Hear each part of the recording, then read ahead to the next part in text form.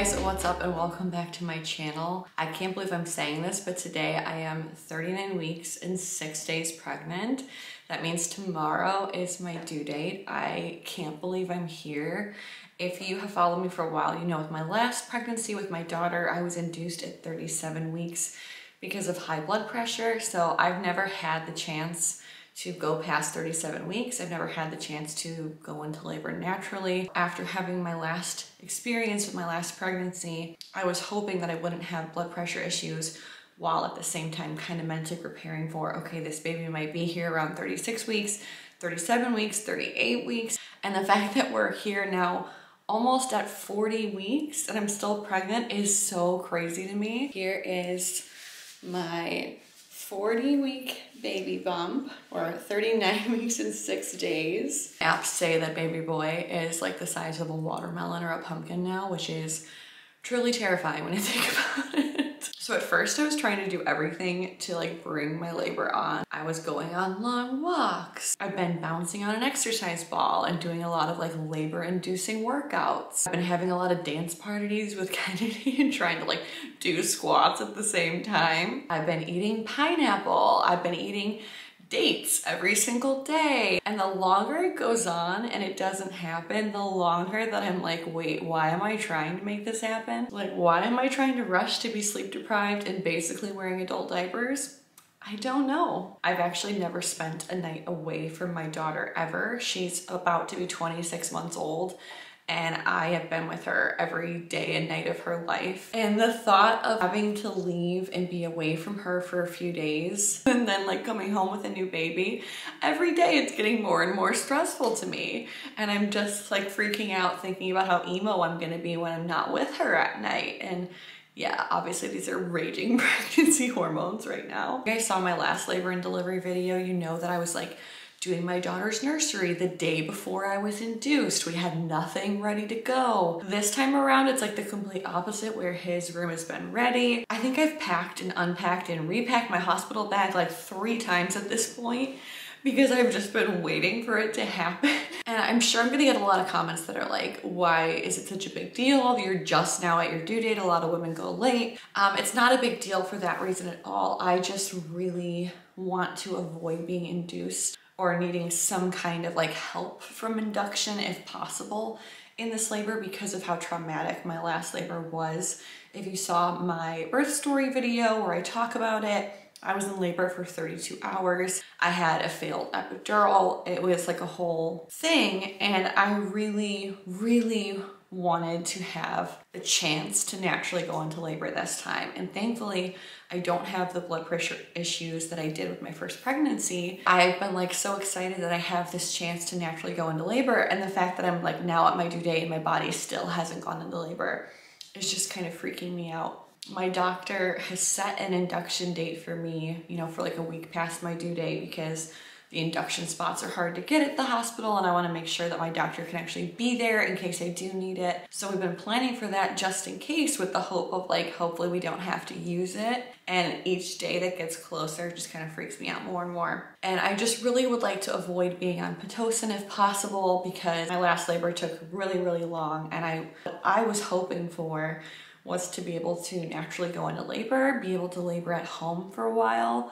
hopefully not even go into the hospital until I was like 5 or 6 centimeters dilated, and then be in labor for like a normal amount of hours while there. And I just really don't want to have to go there and be on an IV with Pitocin, not really be able to move around, kind of be stuck to a hospital bed and be having those like really intense painful contractions versus your body's natural contractions. I think because it was such a traumatic experience for me, I was almost kind of looking for like a redemptive story. Like I wanted to be able to like feel like I was in more control with this labor and feel like I just had more of a say in what happened to me this time around. So I think that's where like my stress is manifesting now, feeling like, oh my gosh, am I about to get myself into the same position again? I feel like this baby is just happy as a clam hanging out in there, you know? Like he's very content and comfortable. I'm getting like extremely worried for myself. Like how big is this kid gonna be? Am I about to push out a 9-pounder? Please pray for me. I have my next appointment in 2 days. So when I'm 40 weeks in 1 day, and I'll have my appointment plus an ultrasound. So either you're gonna see that next, like info from how that appointment went next, or you're gonna see me in labor. It's like a choose your own adventure book, except you don't get to choose. I'm so sorry.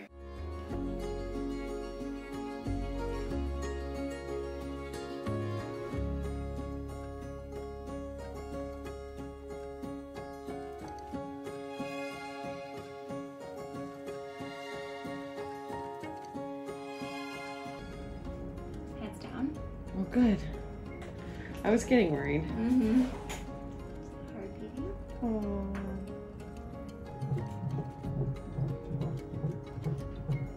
Little kicks. Mm-hmm. 139.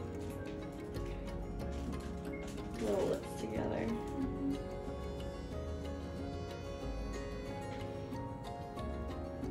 I'm puckered. Mm-hmm. Hi guys, it's me, still here, still pregnant. I'm 40 weeks and 4 days today, so I'm 4 days past my due date. They have set an induction date for me for tomorrow at 4:30 in the morning, so tonight basically.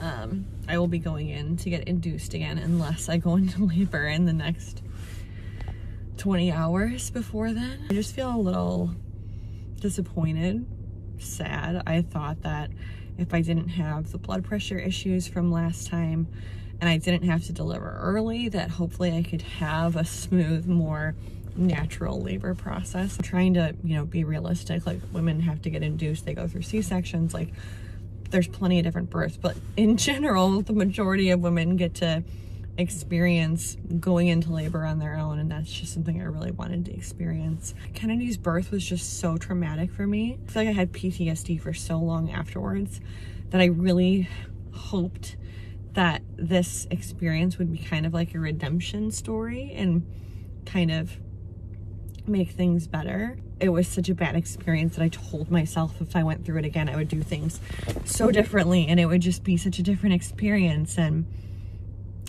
it feels like it's not gonna be, and it feels like I'm about to go into the exact same situation again, and I'm honestly terrified. The thought of going through that again and putting myself back in that position is just really, really scary to me.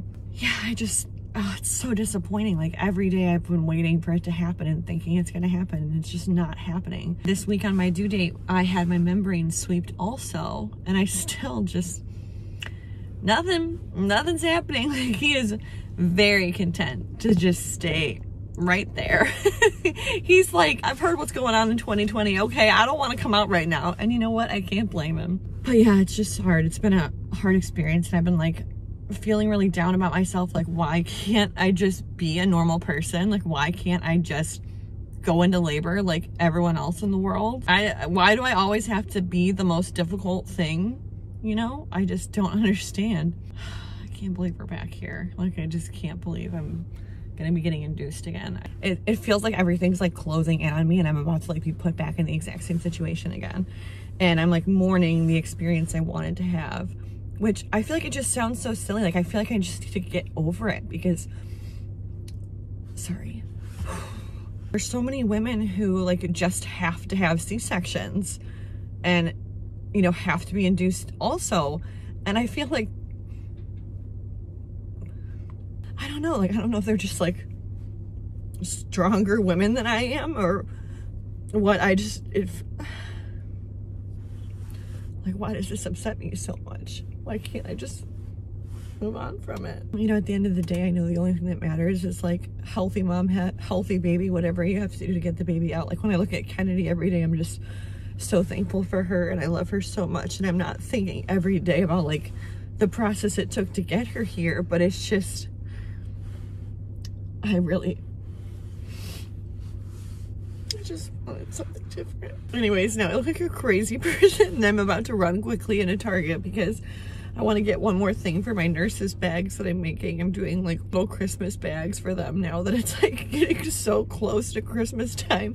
I thought we were going to be in the hospital like 3 weeks ago, and we're still not there yet. So I'm making little like Christmas bags for all of the nurses, and I'm doing Starbucks gift cards because they have Starbucks in the actual hospital, so I know like during their breaks and stuff they can run there. Little like ornaments from Kate Somerville. They look like little ornaments and they have like little mini skincare things in them. I got candy cane chapsticks.